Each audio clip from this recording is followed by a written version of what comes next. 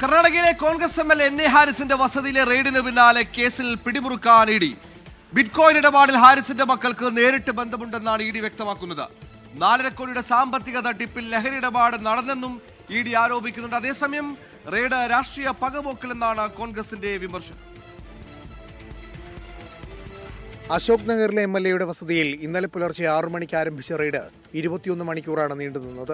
രാജ്യത്തിനകത്തും പുറത്തുമുള്ള വെബ്സൈറ്റുകളിൽ നിന്ന് ബിറ്റ്കോയിൻ മോഷ്ടിച്ച് പണമാക്കി മാറ്റിയെന്നാണ് ഇഡിയുടെ കണ്ടെത്തൽ. ഇത് സാധൂകരിക്കുന്ന നിർണായക രേഖകൾ പിടിച്ചെടുത്തതായി ഇഡി ഉദ്യോഗസ്ഥർ വ്യക്തമാക്കുന്നു. ഹാർഡ് ഡിസ്കുകളും വിദേശ ബാങ്ക് അക്കൗണ്ട് വിവരങ്ങളും ഇഡി സംഘം ശേഖരിച്ചിട്ടുണ്ട്.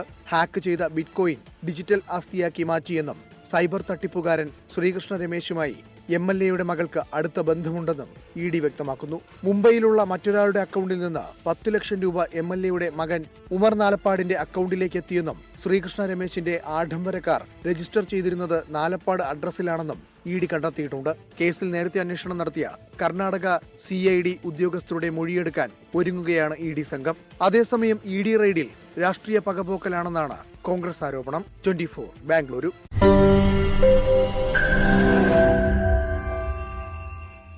ലോകത്തെവിടെയായാലും ഏത് സമയത്തും 24 വാർത്തകളും ഓഗ്മെന്റഡ് റിയാലിറ്റി പാക്കേജുകളും എക്സ്പ്ലെയിനറുകളും വിശദമായി കാണാൻ ഞങ്ങളുടെ യൂട്യൂബ് ചാനൽ നിങ്ങൾക്ക് സബ്സ്ക്രൈബ് ചെയ്യാം.